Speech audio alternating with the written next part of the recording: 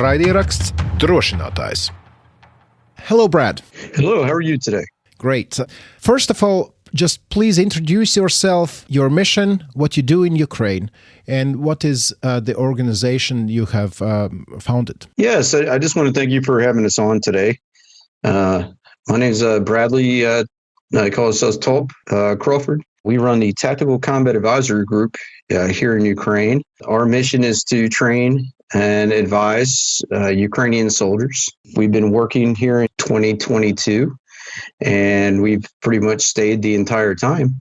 Our main mission is to work with battle brigades, training centers, and other units inside Ukraine as unpaid volunteers, help the Ukrainian military better train, use tactics, techniques, and procedures, train instructors, and other types of things that help Ukraine's combat power and combat capabilities. What is your background that lets you do this kind of work? I spent almost 2 decades. I retired out of the United States Army.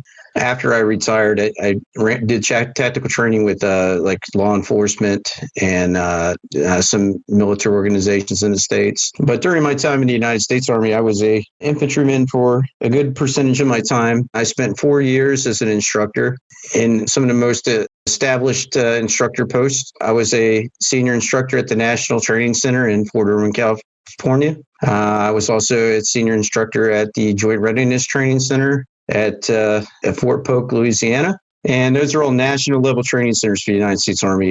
During that time, those 4 years, I pretty much worked with every combat brigade and division in the United States Army. I was an observer controller trainer. That's what they call us. We actually are embedded when these guys do brigade level exercises. And what we do is we actually assist and provide feedback, after action reviews and all that stuff to make them more combat capable and ready to go. I also trained and advised many militaries during my time.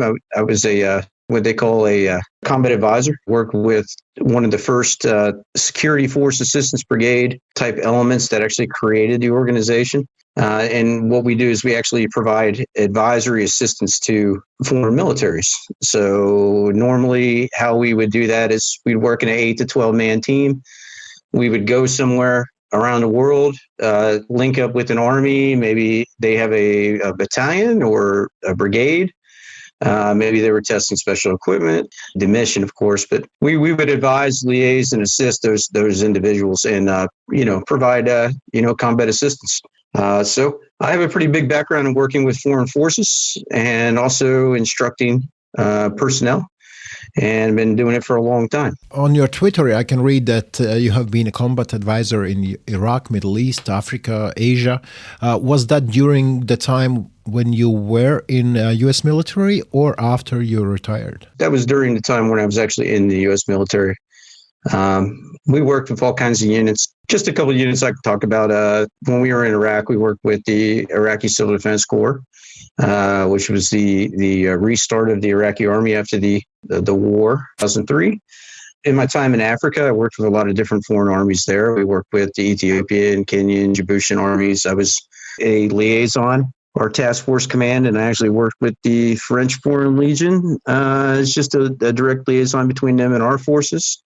So yes, I've done a little bit of work around the world, advising and assisting other armies as well. Is Ukraine the first place where you have advised after you left the U.S. Army? Yes. What happened with Ukraine is I seen what was going on after the initial invasion, and I wasn't very happy about what was going on with the political situation to impede on Ukrainian territory and just do a lot of things that they were doing. And I said to myself, well, I have a lot of experience and I have a lot of training and I can actually come over here and help these people. And that's what I decided to do. So it was a couple of weeks after the invasion started, I came over and I initially linked up with the Foreign Legion. I was going to go out there and work with them. And then some of the folks, here in Ukraine knew about my training ability and, all of the specialized training that I had working with foreign armies. And I was actually brought in on a kind of a special project for mobilization.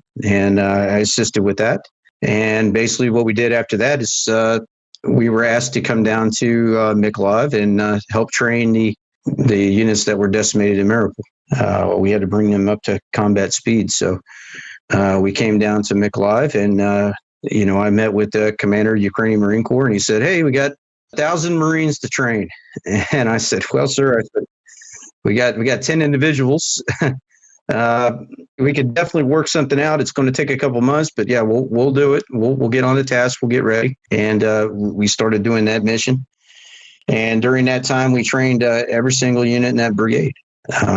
Ever since then, we've been working in Ukraine. We've worked with 22 brigades and 3 major training centers. I worked with the General Staff of Ukraine to develop instructor programs, and I've also been guest instructors at many of the universities here in Ukraine. One of them being the National Defense University of Ukraine. I was an instructor for non-commissioned officer development. So it's been a very interesting time here. And every day I'm very blessed to be here. I think I know the question that is asked most while you are in Ukraine. Why are you there? And I could understand that you could come and work for maybe a few months and stuff. But as I understand, when you came in 2022, you have stayed all the time there in Ukraine. Why such a decision? Why did you stay? Especially knowing that you say that you are not getting paid for that. Well, I did leave for a short period of time to go back home to deal with some family issues and things like that, but I did return. That was a series of months. But it's a good question that you have. You know, I'm always been someone that fights for freedom, liberty, and things like that. When I first joined the Army, I have these traditions that I've always followed, and that's helping people who cannot help themselves. At first when I came here, it was to stay for a couple months and assist, and then kind of go back. But ever since I've been here, I've just learned how incredibly nice and brave the Ukrainian people are, and I just can't put it on myself to just give up or just go home and just watch from the sidelines. I've basically put myself in a position now where I have such strong feelings for this mission that it would be against my feelings to kind of leave and just kind of watch from the sidelines. And I really just want to stay here and help these people. And every day that I go out and we work 5-6 days a week.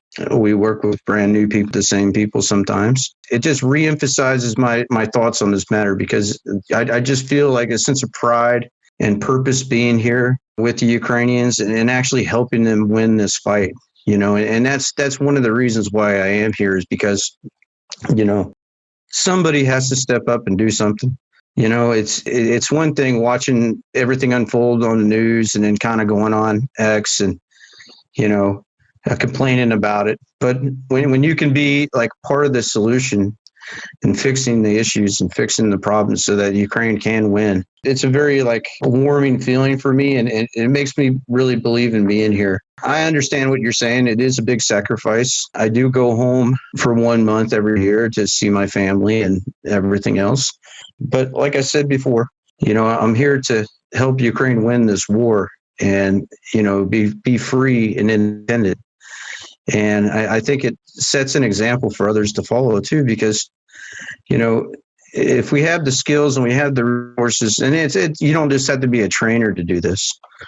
If you're a humanitarian or, you're delivering supplies, or you're a volunteer medic, or you're anything else, if you have the skills to provide the Ukrainians anything to win this fight, it's something that, is really good if you can come over and help these people. And the Ukrainians really appreciate it. They really do.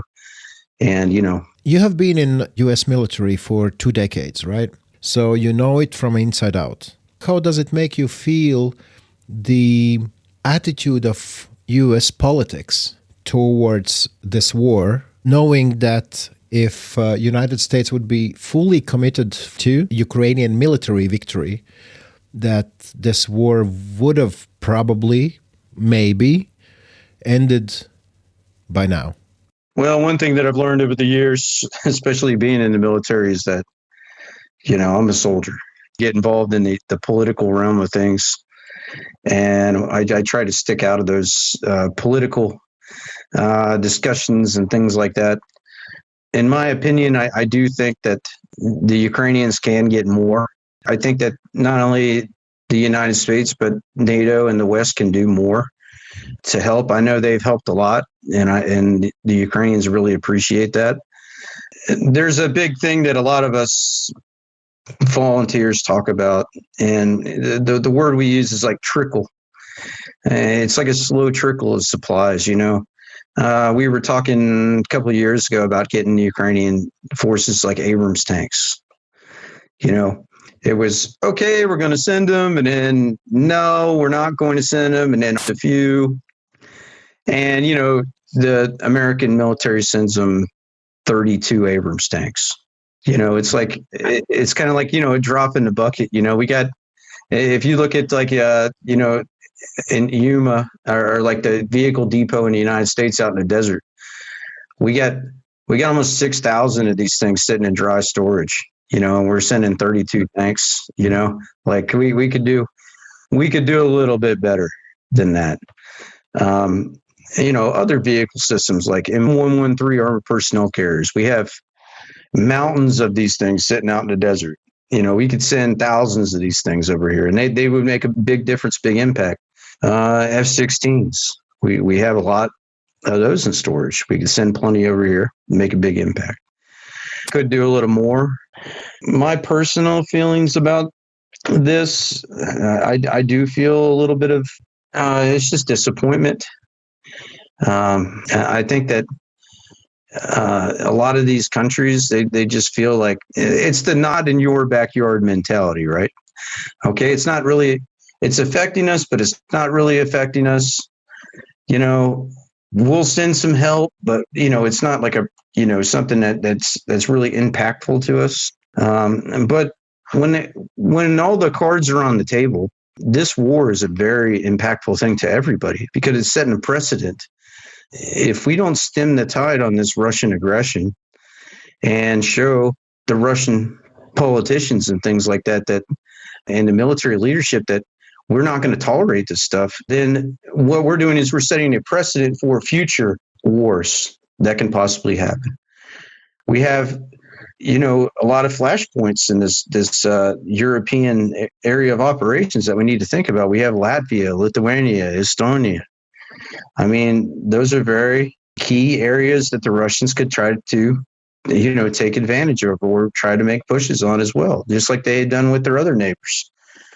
So I just feel that we need to take a little more serious tone, inflection, and kind of a stance on this situation and kind of tell, you know, Russia or any other world that would try to do this with any other country that this is not tolerated behavior anymore. We live in 2025. We're not living in 1939 where, you know, a country could just go into another country and just invade and then just declare war. This is a very serious situation and we need to deal with it that way. How would you describe the role of foreign military guys' place in this whole war on the Ukrainian side? How many of you are there, and what impact do you have on the readiness of Ukrainian army to fight against the invaders? I don't know the exact numbers, and even if I did, I really wouldn't say that on a radio, of course. But I would look at it this way: every single one of these guys that comes over here is a force multiplier. They bring their experience, their wisdom, their skills here to Ukraine.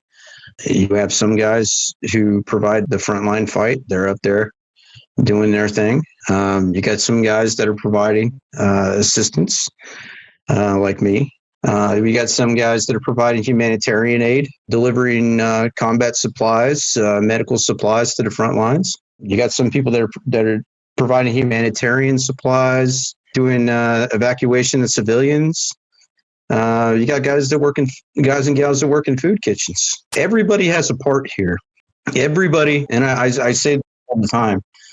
All of us foreign people over here that are fighting for the Ukraine's fight. And I say fighting because everybody here is fighting. They're doing something. is just as important as everybody else. And the Ukrainians really appreciate our assistance in being here with them and supporting them. And I think it's a valuable addition to the Ukrainian defense because, they're not only providing all these skills and experience, you have people, and I include these people too on the fight. You have people on X that are fighting disinformation. You have people that are doing donations and fundraisers.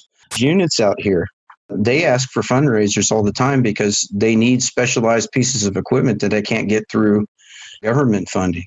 And a lot of people on the internet answer the call and do a very good job providing assistance for the Ukrainians. So I feel that to end your question here, all these foreign volunteers that are here or people that are fighting under contract or all the other categories that I talked about are vitally important to the mission of Ukraine and its defense. So let's talk about your work and the work of Tactical Combat Advisory Group. What exactly do you teach the Ukrainian Army? Our mission is to work with the combat brigades. We work with the training centers. Depending on what the mission would be, if we're working with the combat brigades, normally what we do is we provide specialized training, urban warfare training, trench warfare, woodland combat, infantry task and drills, anything from company, platoon, company, battalion, brigade level, command and control operations, all these things. When we go to these combat brigades, what we do is I usually meet with the commander, the unit, and I'll go meet with him, and basically I'll just bring him what we call I call it a buffet list, but it's just that we're specialized to train with. And literally what I'll tell him is, I would like to just be with your guys for about a week, observe what's going on, take notes, all these kind of things. And then what I'd like to do is come back to you in a week with my observations. And what we do is we'll just have a second meeting, and I'll just tell him everything I've seen and what I recommend we train on. And basically he lets me know exactly what he wants us to do, and then we start work. Our primary focus right now, we used to do a lot more training with infantry platoons and companies. But our primary focus right now is to train instructors. Our main mission, training instructors, is very important because with instructors, every Ukrainian instructor that we train, maybe 2 months, they'll train about 100 Ukrainian soldiers themselves. So it's a replicatable thing. It's taking our experience and our wisdom and our education, teaching a Ukrainian soldier how to be a good combat instructor, and then him, teaching others. So it's like a series of replication with combat power. But we primarily now are training instructors and doing it at a pretty quick rate. On average, every month, we're looking at about maybe 50 to 100 instructors. It's training an instructor is not something you can do in a day. It takes a long period of time, maybe a couple of weeks. So when we get a big batch of instructors, we have to spend quality time with them, train them, and then kind of put them in the fold, training other guys as well. But that's what I'm saying. We do instructor training with that. And basically we just provide the commander with a tool to assist him with building the combat power and the capability of his combat unit. So that, in a nutshell, that's what we do with our team here, sir. Right. But I'm imagining that Ukrainian army has its own system, how you train instructors. They have their own teachers, let's say, instructors of instructors. Where do you fit in that bigger picture? Yes, of course. Yeah, I've actually attended the full instructor training course for the Ukrainian military. We spent a couple of weeks with those guys, and I learned everything about their system, how they do periods of instruction, how they train their guys, how they use their manuals for, finding information, building classes, these kind of things. We kind of fall in tandem with that. Sometimes units have some very particular missions and timeline, and they can't send these guys to instructor school. It takes a long period of time.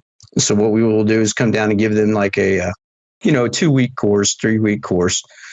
All right. Just something to get them in the mix and train up the instructors that can't be trained quickly or at these actual training centers. But basically what we do provide when we do that is we're taking a lot of guys that a lot of the instructors for the Ukrainian army are guys that have returned from the front line, that have a little bit of experience. They're already very good. They have a very good fundamental understanding of like how the battlefield works and everything else. They just need that fine-tuned kind of refinement about like, how to talk to students, like developing training plans, working with time management for training. The one important thing that I always say is at the end of every training, it's very important, doing what we call after action reviews with the students so they understand what they did right, what they did wrong, things they need to fix, and have key takeaways from that. There's a formal process of doing that AAR. And that's what we do. We kind of provide that. I guess you would say it's kind of like a bridge in the middle of both, if you get what I'm saying. We're definitely not doing it to our own. We do everything to the Ukrainian standard. We do not make up our own stuff and then teach them stuff, and we actually do it to the Ukrainian standard. So that might be a good way of explaining that to you, sir. Sure. But how does it work? Who finds whom? Do you propose that you could, help out some unit, or the unit finds you? It could be both ways, but now usually I have a calendar, and my calendar is pretty full for the next couple of months, and I have to actually book units. So a unit will give me a call and they'll be like, "Hey, could you please come out and help us?" And I say, "Yeah, sure." But unfortunately, I have this unit in front of you right now. But when I get done with this unit, we can book you in to be the next unit. That works like that sometimes, and usually that's about 75% of the time. There'll be another percentage of time when we'll get contacted by somebody and they will ask us specifically to work with a certain unit, and we will, honor that request and go out there. We've done that a couple of times as well. So that's usually how that goes, sir. So do you go out to the units? Does it mean you go near the front line? Or is it in the rear, all the training? Normally, most of our training is done on what we call, I believe, what we call the second line. When we go out to the battle brigades have their own training center, and they're a lot closer to the front lines. They're within 25 kilometers most times from the front lines, maybe a little more, maybe 30 kilometers. Most of the time when we do activities or work with these units, except if we're working at a training center, like a training center, those ones are a little farther back. I'm not going to go into details about that, but we are a lot closer to what they call the forward areas. So we have to be very careful about what we do. That's why operational security for us is paramount importance. We have a lot of rules that, 6 months, we can't talk about units that we worked with in the past 6 months, posting pictures and things that are unblurred and all kinds of stuff like that. We have some real security protocols for that. And, we can't have our phones on. So yes, we do work in some austere conditions sometimes. We've had some situations where we've come under enemy fire in the last 2 years, but luckily we haven't had any injuries. Sometimes it's very difficult here. Sometimes it's very easy. It just depends on how the day's going, I guess. What training the Ukrainian army guys need the most? What sort of training? Well, basic military training is a must. In order to build a soldier, you have to build a soldier from the ground up. I have this thing that I tell people. I say, if you're going to build a house, you don't build the walls and then the roof and then the foundation last. You have to build the foundation first. To be a good soldier, you have to have those foundational disciplines and the basics. Those are very important. When they go out to, and usually in the training centers, they'll do that. Battle brigades, that's when they start doing the more advanced things. They start like bringing in, all the other advanced tasks, infantry combat tasks, things like that. But it's all important. Everything that we train these guys is important. Everything from holding the weapon correctly, firing a weapon, to doing reactive contact against the enemy force, to doing ambushes, to doing all these things that we teach them. Everything is vitally important. But the main thing that we're focusing on now, of course, is drone warfare, teaching them how to counter these drone threats, and also psychological warfare is very important. You have to have a good mental psyche when you get into these combat. It's one of the things that is being taught now, or it's being put into these training systems, which I think is very important as well. But if you say that you are going near the front line, that means that you are training soldiers who already have some battle experience. Do I understand correctly that some of them, they don't have the basics there, that they haven't have this foundation you're talking about? This war is a very different war than most of the wars that we in the West, in Afghanistan and all these other places. You know, the enemy, the Russians have the capability of striking deep within these zones at will. I know that you've probably seen on the news X and these other places, there's actually training centers and locations that get hit by these Iskander missiles now quite frequently. These guys, a lot of times when we've been out training with these guys, you can hear the artillery falling right in front of us. You know, not right in front of us, but I mean, you could hear it. You could hear the battle going on when we're doing training from far away. These guys they don't have a lot of time to learn, and then they have to train, and we have to use that time as effectively as possible. And my professional opinion, I think the Ukrainians do a pretty good job using the time available to train these guys however they can. Of course, more time would be better, but in a time of war, it's very difficult to even, crunch in a couple more days or maybe an extra week. It's something that's out of our sphere of control, I guess you can say.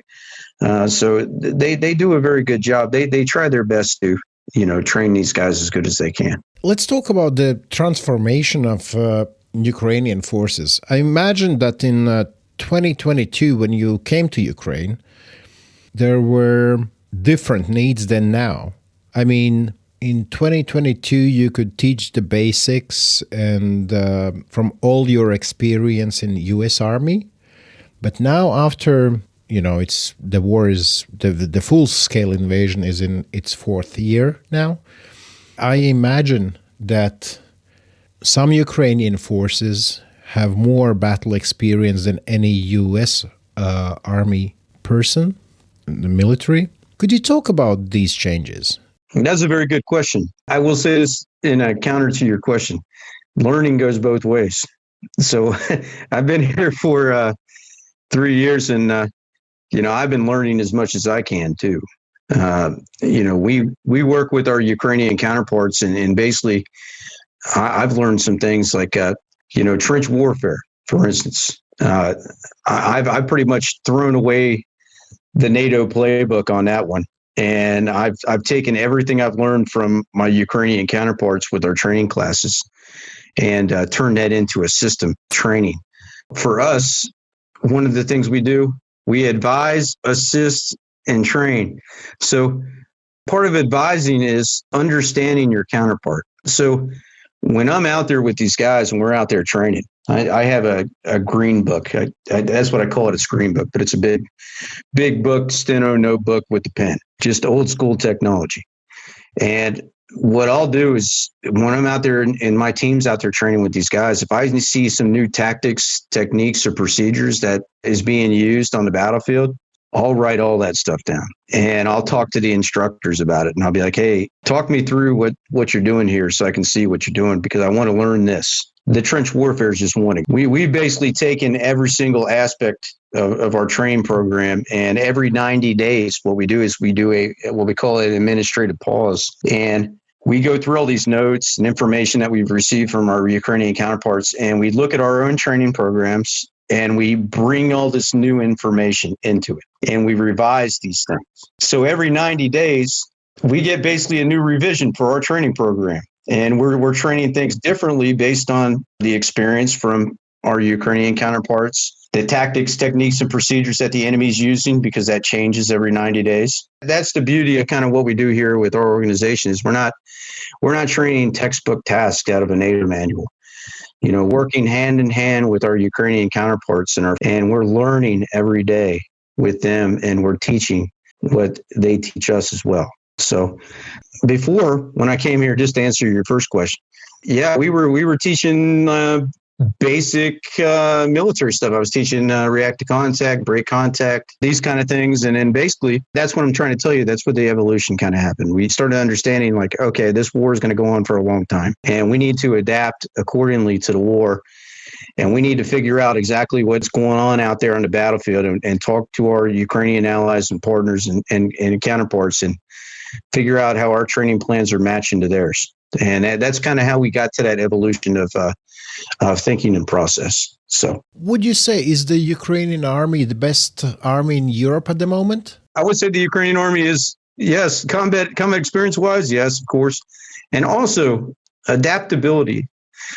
People don't really think about this with combat operations. The Ukrainians are very adaptable, agile.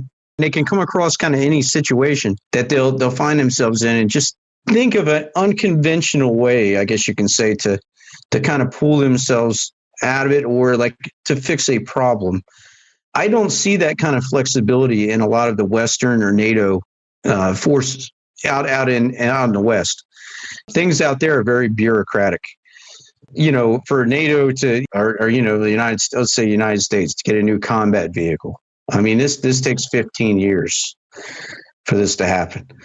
I mean, look at what the Ukrainians have done with missile technology in the last 3 years. Now they have their own ballistic missile, Flamingo missile, something like that. If they would develop that in the United States, it would take 10 years of political process, 5 years of contracting, and maybe another 5 years of development. The Ukrainian army is definitely good on that end, and also on the morale side. Now, I know this can be looked at one way or another. I know people hear things on the internet and all that stuff, but I will tell you one thing. With the people that I work with, I can tell you these people are here for the long haul and here for this fight, and they care about their country, and they want to win this war, and they want this war to be over, but they want it to be over in favorable terms for Ukraine. And they are very motivated individuals in this respect. And these three things, I think, are probably the three key pillars that make Ukraine that absolute military that has the best experience and all these other things out of all these other armies in NATO. Because, let's talk about one more thing, drone technology. In NATO and the Western countries, we're still at generation 2 of reconnaissance drones. Have any offensive drones whatsoever? Offensive drones meaning like attack munition drones or things. We don't have any embedded units that are embedded in any companies, platoons, battalions, or anything else that can do the same thing that the Ukrainians or the Russians can do right now. That to me is a huge, huge issue. We should have been on that in the West. We should have been on that a long time ago. Because the other thing that I'm just saying here at the end of this is Ukraine is on the cutting edge of warfare. They're doing things that the Western armies aren't even thinking about yet. Or if they are thinking about it, they're so far behind Ukraine that, I mean, it's a runaway game now. Ukraine's in Gen 4, Gen 5 technology for attack drones now. They have entire embedded units, that platoon, company, battalion, brigade level. They have brigades of these drone units. So when you think about all four of those pillars that I just talked about, Ukraine is definitely in the forefront of not only military development, but they are a very experienced army in Europe. You've said that modern battlefield has changed forever, but it means that also you have had to learn things, right? What would be those things that you have learned and you think those are the most important ones? When this war first started, we were still talking about maneuver warfare. We were talking about tanks, armored vehicles. What was the most dominant that everybody was talking about? Oh, Russia's got a 40-mile long convoy of tanks and armored vehicles. They're going to push through Kyiv in 3 days or whatever. Then we found out like the weaknesses, the inherent weaknesses of these things. For years, even when I was doing training in the United States Army, when I was in the service, we trained on maneuver warfare doctrine, where tanks would move forward, smash the enemy lines, infantry and armored personnel carriers would follow behind them. You'd have helicopters that would give them close air support. You'd have the aircraft that would be flying strategic missiles, doing anti-air kind of stuff. All that's changed. Guys that went to war college 20 years ago, they'd step on this battlefield and they wouldn't know what to do, because there's no fog of war in this war. There's drones in every single area of the battlefield. Every single area of the battlefield is usually covered by some kind of intelligence, surveillance, or reconnaissance asset. You can't move 2 or 3 tanks on the battlefield without being seen and then attack drones destroying you in 5 minutes.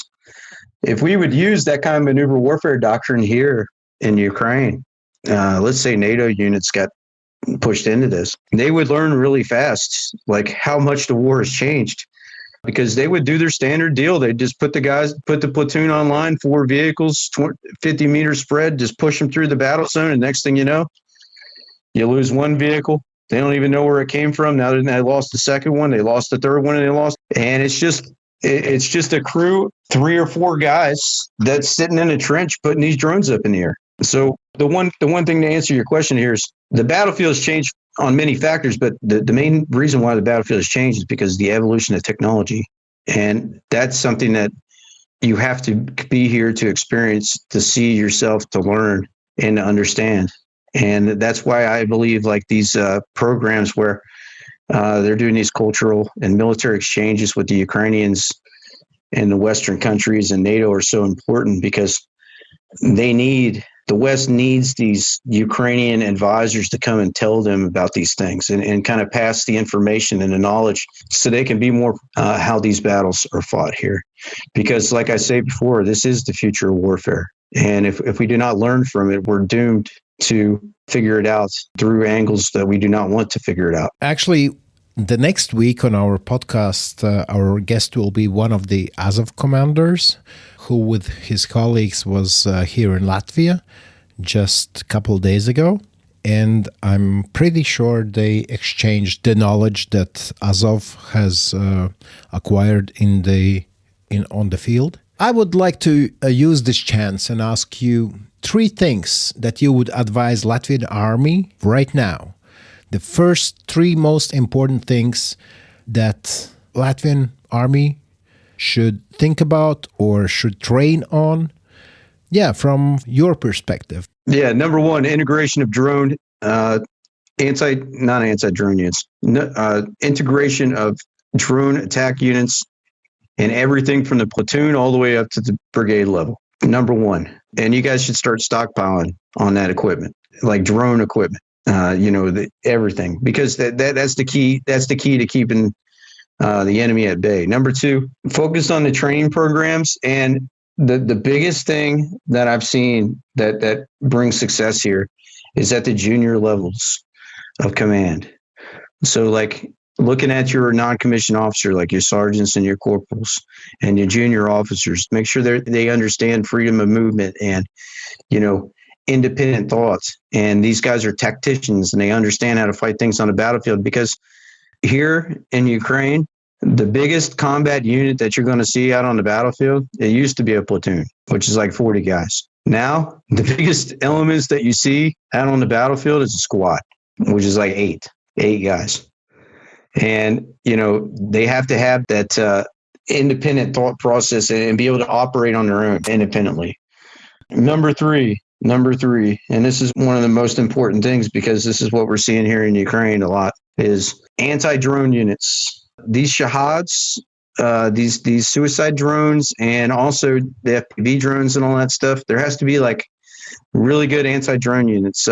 We have We have units that actually like intercept these things, mobile interception units. They'll have pickup trucks with machine guns or whatever else. We'll have self-propelled anti-aircraft systems like Gepard and all these other things that go after them, and utilizing other kind of systems as well. But also electronic warfare. Electronic warfare is very important in today's battlefield. And I think that even in the United States Army, like jamming, electronic warfare, like jamming applications, your GPS jamming, those kind of things. That's all very important. I don't even think in the United States Army that we have enough assets to kind of focus on that, because these drones, these rockets, these ballistic missiles, all these other types of things that are used to either soften up defenses or, create havoc with the general population. These things run off this kind of technology. They run off GPS. They run off of, signals. FPV drones definitely do it, unless they're the new fiber drones, which there's not much you can do about those. But having that electronic warfare capability to kind of knock out those signals and try to render those weapons ineffective. Also, like the United States and laser defense systems. These things can actually like lock on with a computer. They shoot a laser at these drones, shahads, or anything else, and in about 3 seconds they'll knock it out of the sky, and then they can move to a different target. It's very cost effective. I guess the name of the game on this, the drones, to be on an offensive side with these drones, and then another part to be on a defensive side with these drones, to have freedom of maneuver and independent thought with these junior leaders. I think those three things are some of the most pivotal things that the Army can work on for sure. About the transformation of Ukrainian army in 2014, when the first invasion happened, Ukrainian army was not ready to repel that, but then it sort of started to take up NATO standards and stuff like that. And then you had Western instructors coming in and trying to put Ukraine on like a NATO standards. But also we hear criticism that not everything has been done to change the Ukrainian army's ways. How do you see it on the field? From your perspective, being on the field, training Ukrainian army units, how would you rate the transformation of Ukrainian army from Soviet to, let's say, NATO standards? I've seen a very big transformation since 2022. In 2022, we were working with this is just one example. We were working with a combat brigade. I won't say the name. We were doing what they call a command post exercise. We were planning for, this is a simulated operation where we would, push in, do an offensive, secure ground and things like that. We were sitting there and we were working with this unit, and basically like there was maybe one or two computers in the room, maybe a radio. They put like 4 tables together, threw a map on the table, and the first thing I noticed is that they just started drawing on the map with map markers. And I was like, oh boy. Because usually what we'll do is we'll take a clear sheet or of laminate paper or something like that, or, some, plexiglass or something like that we'll put over top of it. That way, when we draw on the map, we can reuse the map. And, we were talking about things like command and control, and I was asking simple questions. I said, okay, guys, doing this offensive, where's the reconnaissance force going to be, and how are they going to monitor where the companies are coming from? Where's the medical evacuation going to be?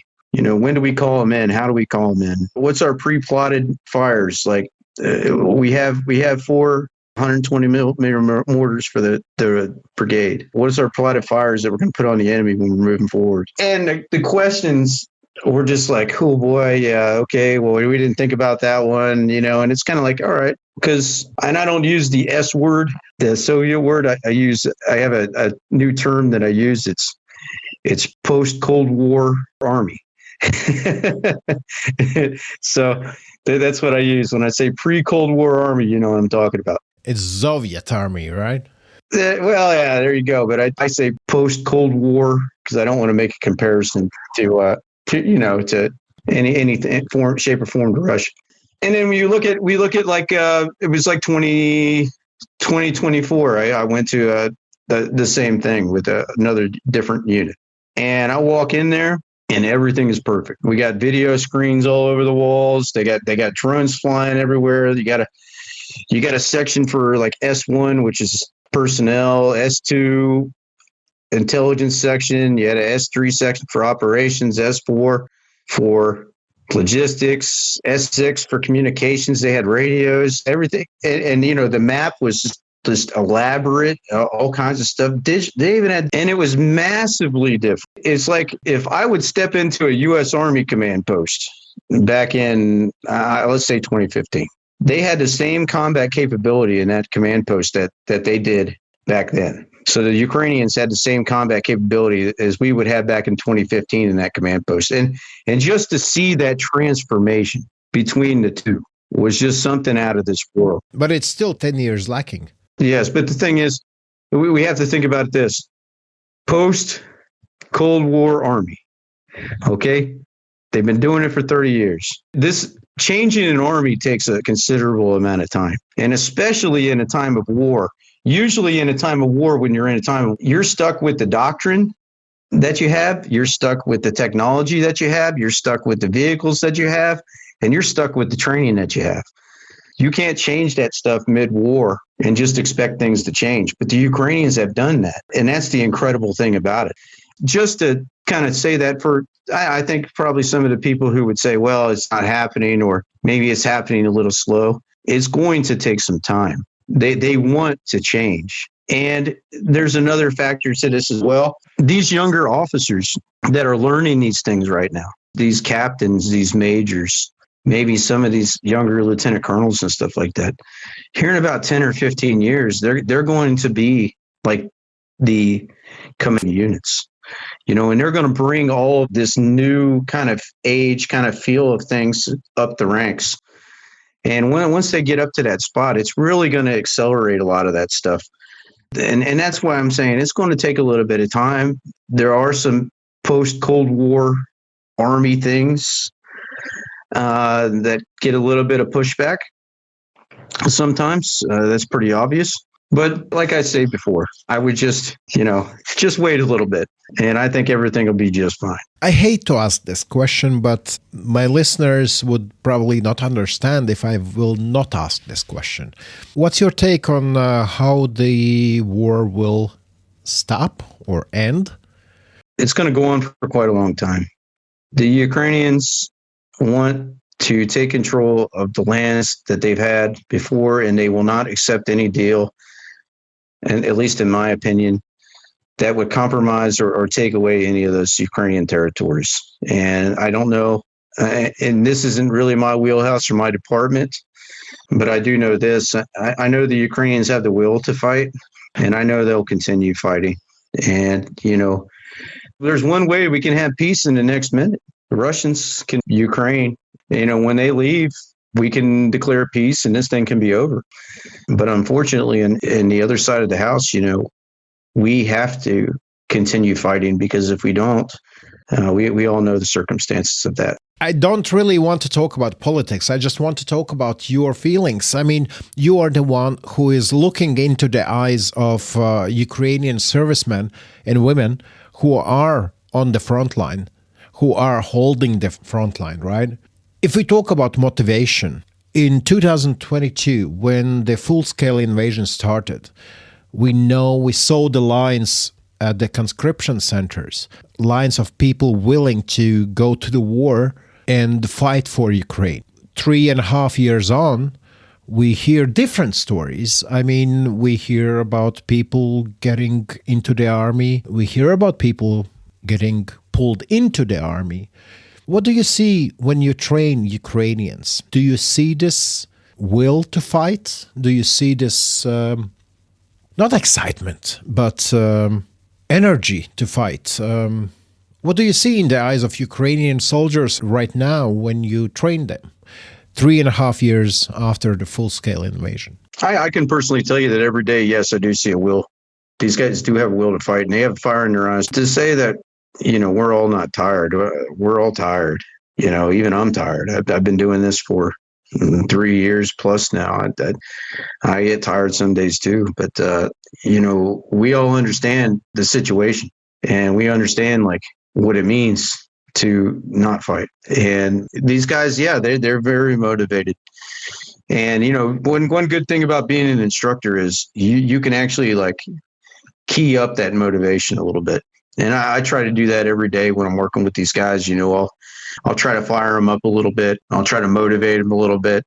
I try to joke and laugh with them a little bit, keep their morale and spirits up. But deep down inside, all these guys, most of these guys that I work, do have a fire and a will to fight. And I've never seen that anyone not have that fire or will to fight.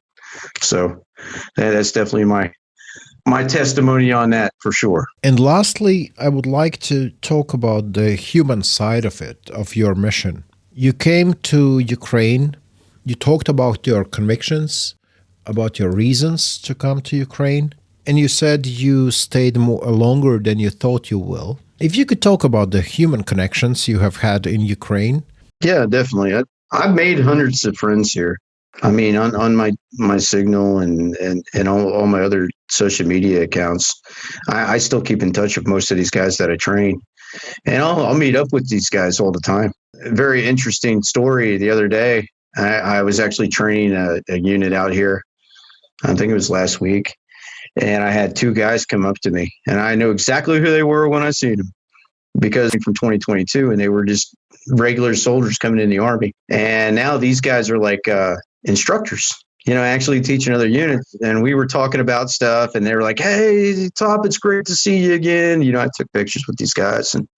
But yeah, I've made so many good friends here, and not only on the military side, the civilian side, a lot of people's families that I know now, just basic friends that I have in the military that I've known for quite a long time that I've worked with.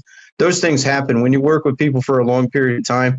You kind of become friends with people, of course. And, and on the personal side for me, I've had people that I've worked with here on this team who, I've had friends here who have not made it. I've had two, and I just found out a third friend of mine last week passed away. He was a fighter in a different unit, but during the start of the war, he was a trainer here with us. And I also hear about Ukrainian soldiers that I've trained or I've known that have passed away as well. And that's one of the hardships of being here. That's one of the hard things about being an instructor, is that you have to understand that, not everybody that you train is going to make it. And, it's very difficult, because you'll hear stories. People will tell you, "Hey, you remember that guy we trained 3 cycles ago? Yeah, something happened or something." And, it's like, if you feel really bad I feel really bad about it all the time. But human connect. I've just been through so many things here now, and I've committed myself to this fight so much that, for, like I said before, for me to leave, I couldn't do it. I have to stay until this thing's over with and done with. And I need to help these people as much as I can, because I have an obligation to these people now, because they're my friends. They're my comrades. They're my brothers in arms. And I can't leave them behind. Does your family understands that? Yes, my family does understand that. Except for my mother. My mother, she doesn't understand it as much. But we still see eye to eye on things. But yeah, my family does understand. And when I come home, I come home for a month every year. I see my family. They're all very proud of what I'm doing here. And they just sent me a care package a little while ago with some things from back home, some good food and stuff like that. So I appreciated that.